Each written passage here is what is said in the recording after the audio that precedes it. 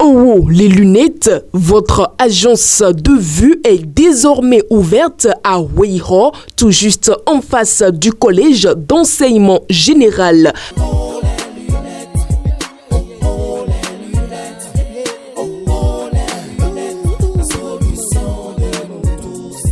Faites-y rapidement un tour et profitez de ces offres exceptionnelles et bénéficiez surtout du traitement Satin Plus gratuitement offert.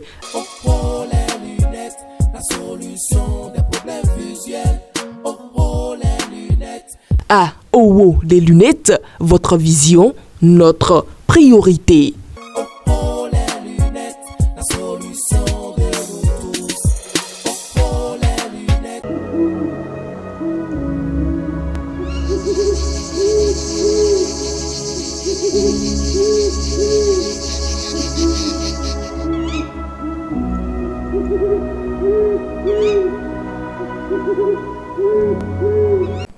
Mesdames et messieurs, chers internautes de Guériti TV Monde, bonsoir et bienvenue sur votre émission En dehors de moi, qui suis-je? Monsieur Edgar Koudous Adoglo, il est gardien de la tradition, coach en développement personnel et ancestral et comme toutes les semaines, il est déjà dans ce studio avec nous. Et cette semaine, nous allons aborder un sujet que je dirais comme sujet d'actualité. Désormais, c'est des sujets d'actualité que nous abordons, des sujets ayant trait à votre quotidien. Nous allons aborder comme thème cette semaine le pacte. Qu'est-ce que c'est que le pacte, les différentes sortes de pactes qu'il y a, quelles sont les conséquences que les pactes ou le pacte peut avoir dans la vie d'un individu ou des individus. Nous allons essayer donc de décortiquer avec M. Edgar Koudous ce thème-là. Monsieur Edgar Koudous Adoglo, encore une fois, bonsoir. Bonsoir. Toujours un plaisir d'être avec vous dans ce studio. Toujours le plaisir partagé. Voilà, nous allons aborder donc la question du pacte.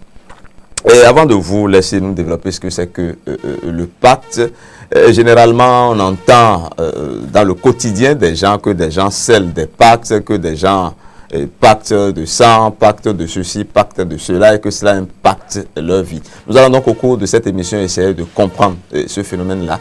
Le pacte, qu'est-ce que c'est, monsieur Edgar Koudous Adoglo? Merci. En fait, le pacte, oui, de façon terre à terre, c'est un contrat. Et oui, c'est un contrat, oui. Voilà, un contrat contracté avec une personne physique ou une entité.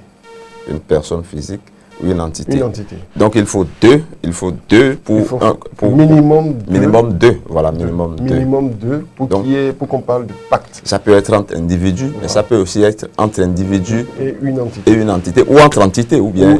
Mais ça nous dépasse, bon, disons. Quand je dis entité, c'est-à-dire entre entités, oui, pourquoi pas entre entités, puisque l'homme à un certain stade, à un certain niveau de conscience devient une entité. Voilà. Ça se voit un peu. Donc une entité peut contracter un pacte avec une autre entité. Il y a aussi, je ne veux pas oublier, c'est le pacte avec la vie, le pacte avec la nature, le pacte avec l'univers. Ok, le pacte avec... Voilà. Nous allons peut-être essayer de développer le pacte avec la vie, le pacte avec la nature, voilà, le pacte avec l'univers. Voilà. Donc, en fait, c'est un contrat. Un contrat qu'on contracte avec une autre partie, c'est-à-dire une autre partie. D'accord? Ça peut être...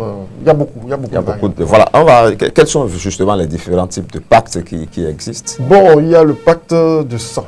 Oui, le pacte de sang. Le pacte de sang, c'est-à-dire quoi? C'est dans ce contrat, au niveau de ce contrat-là, on met le sang à contribution. C'est-à-dire on met l'énergie vitale en contribution. Ça se voit un peu, de façon directe. Ça se voit un peu. Il y a des pactes d'ordre sexuel. C'est-à-dire des pactes contractés lors du sexe. D'accord?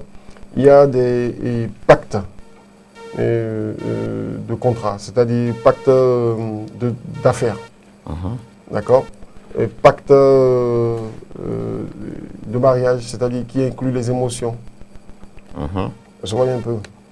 Et des pactes avec des entités maîtrisées ou non maîtrisées, spirituellement parlant. C'est-à-dire en parlant quand on rentre dans le domaine de la mystique, spirituellement parlant, il y a des pactes que nous contractons de façon inconsciente et de façon consciente aussi. Consciente quand on sait à quoi on s'attend. Mais inconscient, on ne sait même pas qu'on est en train de contracter un pacte. Vous voyez un peu. Et ça, c'est là où le danger puisque tout le monde est dedans. Voilà.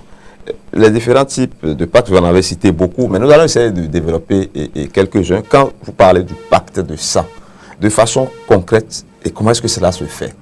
Bon, le pacte de sang, ce qui est le plus usuel, Oui. d'accord? Il y en a deux qui sont d'actualité actuellement. Oui. Donc, il y a le premier qui est le pacte entre deux conjoints. Entre deux conjoints, oui. Ou qui ne bon, ça existait depuis la nuit des temps. Mais aujourd'hui, c'est tellement en vogue parce que la confiance étant détruite, c'est-à-dire il y a plus, ayant déserté le forum plutôt, la confiance ayant déserté le forum, donc les gens sont obligés de demander des choses à leur vis-à-vis, à leur conjoint, pour s'assurer de leur fidélité, de leur loyauté, etc. Tout ça. Donc, et ils vont au pacte en prélevant le sang l'un de l'autre. L'un de l'autre, oui. Et avec des éléments. Voilà. D'accord. Soit ils le font simplement comme ça, soit avec des éléments. Et chacun consomme le sang de l'autre. Voilà. D'accord. Et à base de ça, ils se disent qu'ils sont sûrs. Ils sont sûrs. Mais ce qui se cache, les réalités qui se cachent derrière sont autres. Ça fait un. Oui. Deuxième chose, nous avons un autre type de pacte qui inclut le sang. Oui. C'est la signature des contrats avec son propre sang. Je prends par exemple, aujourd'hui dans l'industrie de la musique, d'accord, force est de constater que des gens pour la célébrité, pour être célèbres, pas forcément au niveau de la musique, même en tant que journaliste, avec mes excuses, pour devenir un journaliste éminent, influent, d'accord, il y a des gens qui signent des pactes, des contrats, qui signent des pactes avec le sang. C'est-à-dire, au lieu que ce soit à l'encre du bic, c'est avec leur propre sang, de façon spécifique, pas n'importe quel sang, de n'importe quelle partie du corps, mais d'une partie bien précise du corps. Vous voyez un peu ce que c'est en train de dire. Donc, avec ce sang-là, ils signent le contrat. D'accord? Ils contractent le contrat, généralement avec le label, ou bien avec la maison d'édition, ou bien avec le cabinet de journalistes, ou bien le cabinet d'avocats, ou bien, bref, vous voyez un peu ce que je suis en train de dire. Mais la réalité qui se cache derrière aussi, c'est bien plus tard qu'ils ont conscience de ça. Donc voilà, en réalité, de façon, les deux exemples qu'on peut prendre, parce qu'il y a une multitude de pactes de sang. Mais de façon terre à terre, vu le temps qui nous est imparti. Voilà. Oui, prenons le pacte sexuel également. Cela consiste au niveau du pacte sexuel, c'est-à-dire c'est des pactes contractés lors du rapport sexuel. Donc à ce niveau-là aussi, nous avons le pacte sexuel conscient et nous avons le pacte sexuel inconscient. Voilà. D'accord? Conscient, tout le monde sait ce qu'on met dans la conscience, c'est-à-dire de commun accord, on décide quelque chose. Ça là, il n'y a rien à dire là-dessus. Donc il y a le pacte que nous contractons sans savoir que nous sommes en train de contracter un pacte avec le conjoint ou bien avec la personne avec qui on est en plein débat sexuel. D'accord? Quand par exemple, je prends un exemple, et la femme demande à l'homme, promets-moi, d'accord? Promets-moi que tu ne me quitteras jamais. Et sous l'influence du plaisir sexuel, l'homme ouvre la bouche et dit, je ne te quitterai jamais. C'est déjà contracté. C'est un pacte qui a été contracté déjà. Est-ce que vous voyez un peu? Et ce pacte-là peut être négatif, c'est-à-dire les conséquences qui se cachent derrière sont énormes. Est-ce que vous voyez un peu? Ou soit, lors des débats sexuels, tue-moi, tue-moi, tue-moi. Vous allez voir, au finish, c'est des pactes contractés. Pourquoi? Parce que quand la conjointe ou bien le conjoint va vouloir se dégrafer, l'autre ne va pas supporter. Puisqu'il y avait déjà quelque chose qui a été déjà scellé. Et si l'autre doit se dégrafer, c'est que l'autre va perdre, celui qui veut se dégrafer va perdre son apparence physique. C'est-à-dire son enveloppe physique. Parce qu'elle avait dit, tue-moi là, de l'autre côté. Donc, il faut faire très très attention lors des rapports sexuels de ce que nous disons. Surveillez un peu. Parce que sans savoir, nous contractons des pactes. Parce que lors d'un rapport sexuel, tout l'univers est présent. Le concert, tout le concert de tout ce qu'il y a comme entité, si effectivement il y a des entités. Bon, quand je dis si effectivement, ça m'engage moi seul. Vous voyez un peu, tout le concert, que ce soit toute l'énergie, tout le concert divin est présent. C'est de la magie, c'est de l'Eucharistie, comme le diraient certains d'autres. C'est quelque chose, c'est l'acte le plus sublime qui puisse exister. Vous voyez un peu, parce que c'est une synergie qui englobe beaucoup de choses, beaucoup de paramètres. Donc faisons attention, sinon nous allons contracter des pactes. Et demain nous allons dire, et pourtant, j'ai rien promis, j'ai rien fait, si, machin, tout ça là. Et alors qu'en réalité, sans le savoir dans les bas, il faut poser la conscience pour savoir ce qu'on dit et ce qu'on sort de la bouche. Voilà. Justement, les pactes se contractent ou se scellent juste entre individus, entre entités, ou bien il y a toujours une force extérieure qui intervient? Non, les pactes, c'est d'abord entre entités, c'est-à-dire entre deux êtres. Entre deux êtres. Oui. Nous, l'être humain étant une entité, d'accord? Donc entre deux êtres. Entre deux maintenant, ça dépend aussi de la conscience. Si la conscience est basse, si la conscience de l'un d'eux est basse, une entité vibrant au même niveau peut se faufiler, d'accord? Et interagir, c'est-à-dire participer aussi à ce pacte-là. C'est pour ça qu'il faut faire très très attention. C'est pour ça qu'il n'est pas trop conseillé d'ailleurs d'aller faire des rapports sexuels dans les chambres d'hôtel ou bien dans les chambres de passe. Ce n'est pas une mauvaise publicité à ceux qui ont le business, vous voyez un peu, mais ils peuvent améliorer leur business en offrant du confort spirituel à leurs clients, en purifiant de façon quotidienne les chambres de passage pour permettre aux clients de pouvoir s'épanouir, non seulement ça par rapport au business qu'ils sont venus faire, mais aussi spirituellement, pour c'est-à-dire ne pas contracter quelque chose spirituellement en quittant le lieu. Voilà. Et nous allons certainement voir en évoluant les inconvénients et les avantages des pactes. Mais il y a également ce pacte entre les partenaires. Vous avez évoqué brièvement. Oui, j'ai évoqué, par exemple, les partenaires, partenaires, plusieurs types de partenaires. Quand on dit partenaires, le partenaire conjoint, on en a déjà parlé. Oui, le partenaire conjoint, oui. Déjà, le mariage, c'est un pacte. C'est un pacte, oui. D'accord, ça se passe de commentaires. Nous avons des pactes d'affaires, c'est-à-dire d'hommes d'affaires. C'est-à-dire, on s'associe pour dire qu'on veut faire des affaires. D'accord. Le contrat consigne, c'est un pacte physique. Mais généralement, aujourd'hui, les choses ont pris une autre tournure, c'est-à-dire les dimensions, les choses ont tellement évolué que derrière un pacte d'affaires entre deux grands opérateurs, par exemple, se cachent des réalités aussi. Vous voyez un peu, se cachent des réalités où les pactes ont une connotation beaucoup plus profonde. Vous voyez un peu. Voilà. Donc il y a le pacte d'affaires, d'accord. Il y a les pactes de célébrité. Vous voyez un peu, les célébrités. Bon, écoute, monsieur Adiamon, si je veux faire de vous le journaliste phare de cette maison, mais en contrepartie, je veux ça de vous. C'est un pacte. Vous voyez un peu. Donc il y en a plusieurs types. Il y a également pacte physique et pacte de l'esprit. Oui, le pacte physique, c'est tout ce qui est...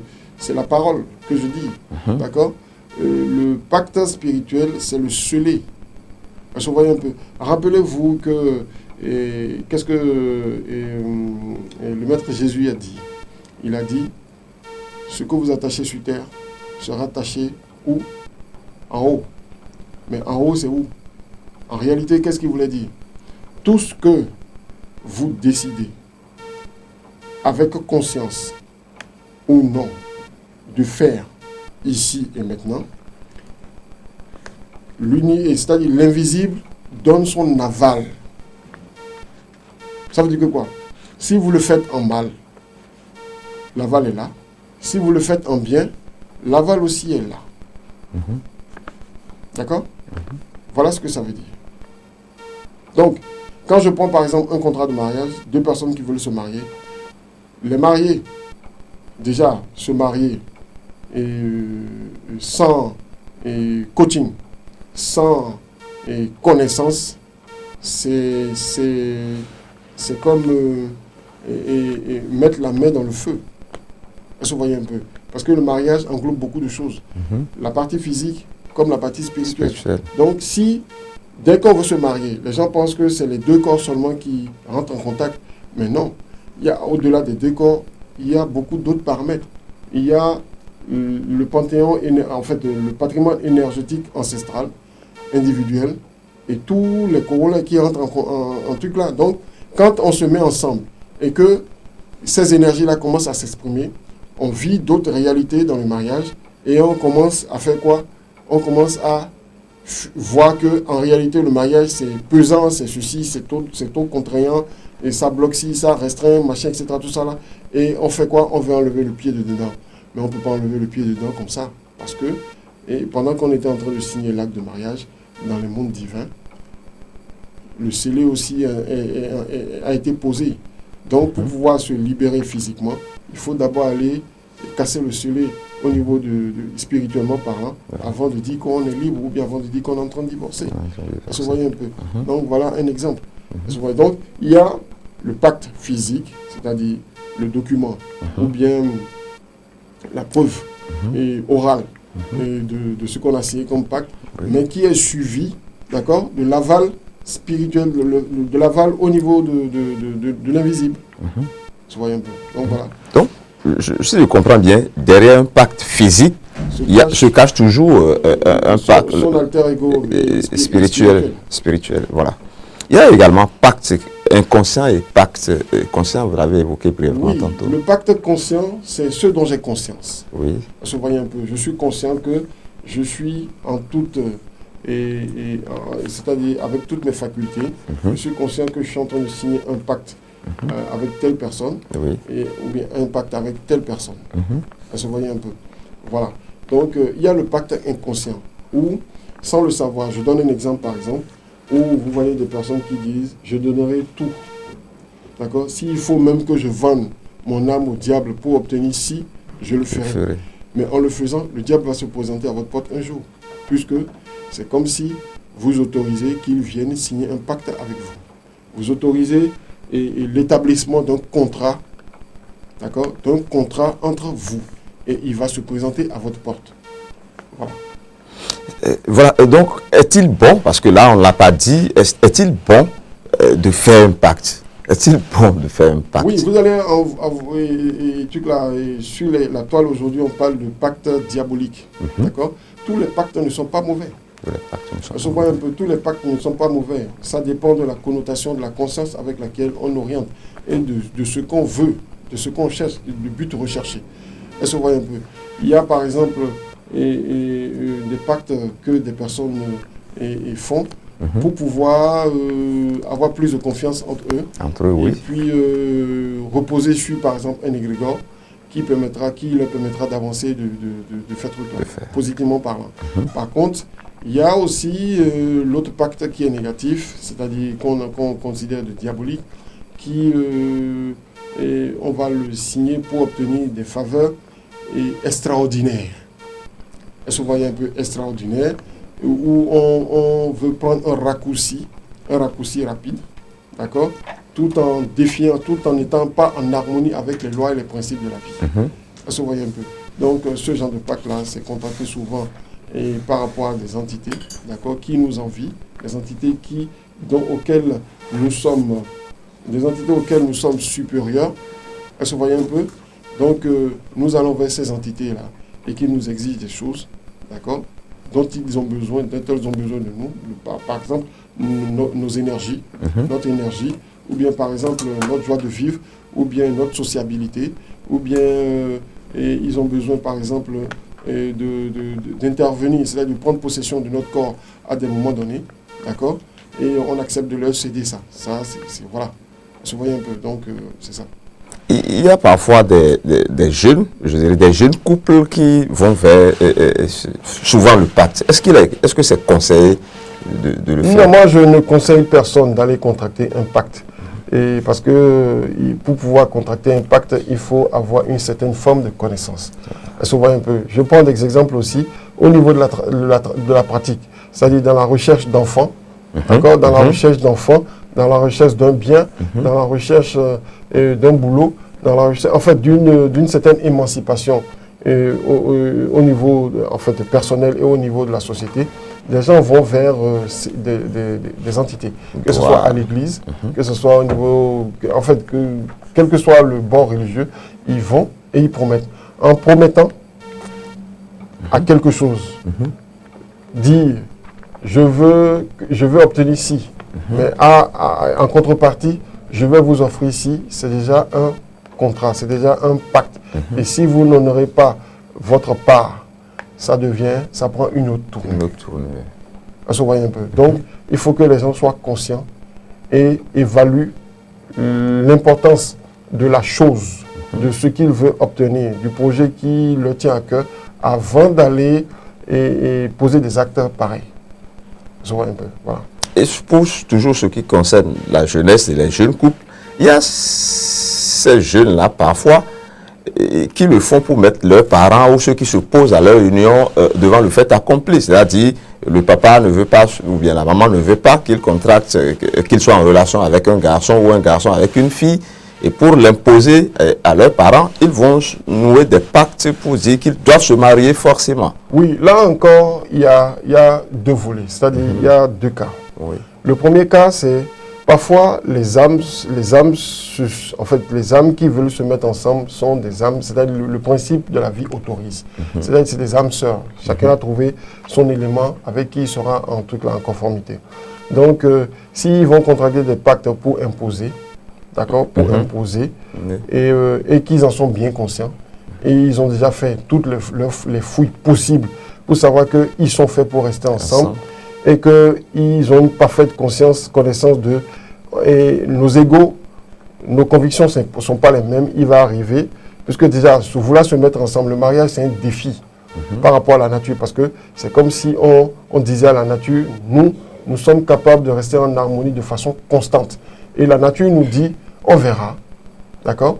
On verra, et la nature nous envoie de petits tests pour voir si on peut vraiment maintenir de façon constante cette harmonie-là.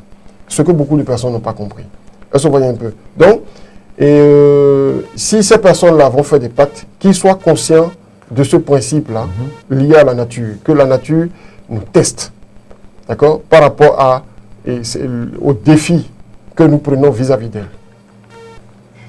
Et si on va le faire et qu'on n'arrive pas à relever le défi, ça va tourner au vinaigre. Parce que en contractant un pacte, qu'on soit fait pour rester ensemble ou qu'on ne soit pas fait pour rester ensemble, d'accord, et on va contracter un pacte pour l'imposer à la famille, pour imposer aux deux familles, il va se produire, si on ne respecte pas ce pacte-là, des conséquences très graves. J'ai parlé de quand les énergies concourent ensemble. Voilà le problème auquel ils sont confrontés quand ils ne vont pas respecter le pacte.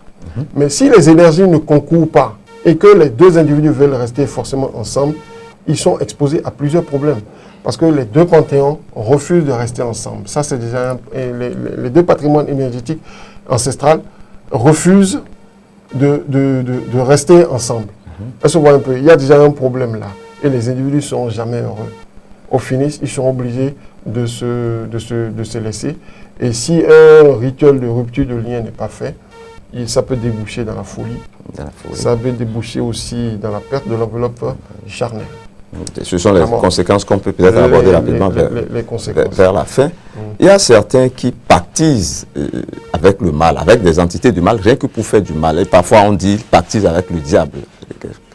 Oui, bon, le diable, le fameux diable, bon. Le pauvre diable, d'accord, à qui sur le dos duquel on met tout. Il n'y a pas... D'abord, il faut comprendre que le diable, c'est nous-mêmes. C'est-à-dire, c'est la partie... Donc, il vaut mieux parler d'entité du mal. C'est l'expression de l'enfer en nous, c'est-à-dire de la basse conscience, de la très basse conscience. Elles sont voyées un peu. Donc, et s'il y a un diable matérialisé, d'accord, s'il y a un diable matérialisé, ce n'est que la projection de ce que nous-mêmes nous avons dans notre esprit. Elles se voyez un peu. Donc, ça veut dire que quoi? Nous signons en fait, nous contractons des pactes avec nos propres créations, à qui nous donnons vie. Les gens diront, mais qu'est-ce qu'il est en train de raconter celui-là? Je sais de quoi je parle. Elles se voyez un peu. Je ne veux pas trop aller en profondeur par rapport à ça. Prenons le cas terre à terre, comme aujourd'hui tout le monde dit, et on va contracter un pacte avec le diable.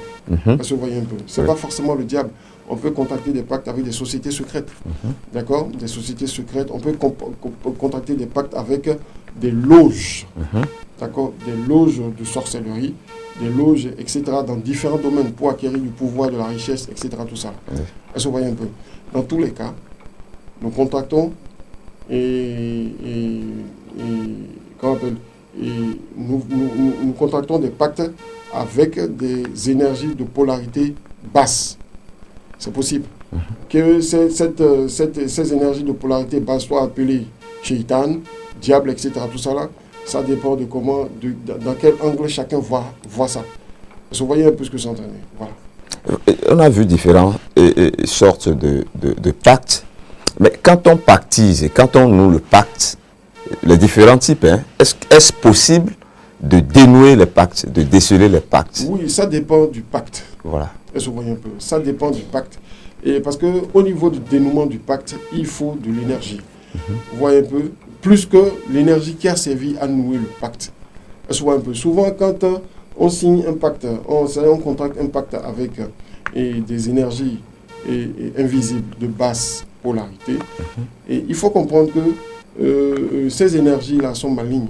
Je prends un exemple. Quand je vais contracter un pacte avec une entité de l'eau, c'est-à-dire ce qu'on appelle généralement un mami, ou bien un mami, ou bien une ondine, vous voyez un peu, il est très très difficile de pouvoir s'en défaire après. Pourquoi? Parce que ces énergies-là, avant de pouvoir, ce type d'énergie unipolaire, d'accord, unipolaire, parce qu'il faut comprendre, les élémentaux sont inférieurs à nous, mais leur subtilité nous fait penser qu'ils sont supérieurs à nous et qu'ils sont en réalité plus intelligents que nous. Est-ce que vous voyez un peu? C'est parce que nous ne savons pas que nous, en tant qu'êtres humains, nous sommes l'expression parfaite de la divinité, de Dieu. Est-ce que vous voyez un peu? Donc, quand nous allons vers, un exemple, les entités de l'eau, par exemple, pour pouvoir contracter des pactes avec ces entités-là, qu'est-ce qui se passe? Il y a des exigences. Parce que il faut comprendre que les élémentaux sont à notre service. Est-ce que vous voyez un peu? Et quand nous grandissons en conscience, en tant que mage, je ne veux pas aussi rentrer dans ce domaine, ils diront, mais qu'est-ce qu'il est en train de dire? Et bon, en fait, quand l'initié évolue et il atteint la maîtrise d'un élément, il y a l'élémental qui se présente et qui est à son service, avec qui il peut tout faire. Est-ce que vous voyez un peu? Et qui vient lui communiquer de la connaissance. Est-ce que vous voyez un peu? Dans tous les domaines, que ce soit dans le domaine ancestral, c'est-à-dire au niveau de la tradition, etc. Tout ça là, quel que soit le domaine. Est-ce que vous voyez un peu? Mais maintenant, quand nous faisons l'erreur d'aller vers ces entités-là, nous ne faisons pas un travail sur nous, et que nous allons vers ces entités-là pour contracter, pour demander des faveurs, du pouvoir de guérison, parce que, excusez-moi, c'est pas que je diffame, mais il y a des gens, des pasteurs, des prophètes, des alphas, des gens qui, assoiffés de pouvoir, des gourous assoiffés de pouvoir, vont contracter des pactes avec des entités, des élémentaux, des élémentaux pour pouvoir acquérir du pouvoir. Est-ce que vous voyez un peu, pour avoir de la vision, etc. Tout ça. Mais il faut comprendre qu'au niveau des entités de l'eau, il y a des exigences. Et ces exigences-là sont très capitales. Est-ce que vous voyez un peu? Et la plus forte des exigences au niveau des entités de l'eau, c'est le pouvoir de la séduction. Si vous ne maîtrisez pas les pulsions de votre corps et vous allez vers les entités de l'eau, vous êtes perdu. Et ce genre de pacte-là est difficile à dénouer. Voilà. Nous sommes à la fin de cette émission, M. Edgar Koudous Adoglo. Pacte. Brièvement, les avantages et inconvénients pour qu'on boucle cette émission. Les avantages et les inconvénients, il reste beaucoup à dire. Si vous voyez un peu, il reste beaucoup à dire. Je sais que la régie était en train de vous faire des grands signes tout à l'heure, que l'heure qui nous est, en fait, le temps qui nous est imparti est déjà arrivé à sa fin.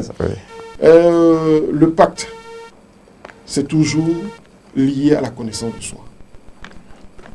Mieux vaut aller à la quête de cette connaissance-là, acquérir cette connaissance-là, aller à la maîtrise de soi, s'élever selon le processus naturel, que de chercher des raccourcis.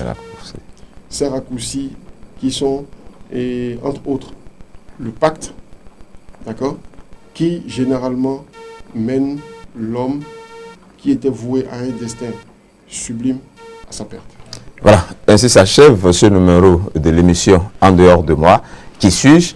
Et comme d'habitude, nous étions dans ce studio avec M. Edgar Koudous Adoglo. Il est coach en développement personnel. Il est gardien de la tradition, coach en développement personnel et ancestral. Il y tient, coach en développement personnel et ancestral. Merci, mesdames et messieurs, de nous avoir suivis. À bientôt pour une nouvelle émission. Merci.